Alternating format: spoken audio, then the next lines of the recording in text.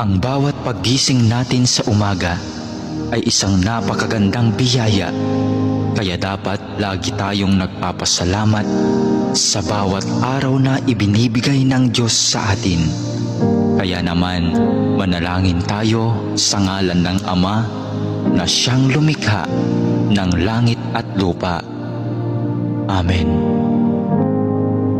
Ama naming makapangyarihan sa lahat, maraming salamat po sapagkat ginising mo ako ngayong umaga. Isang bagong araw na naman ang aking haharapin.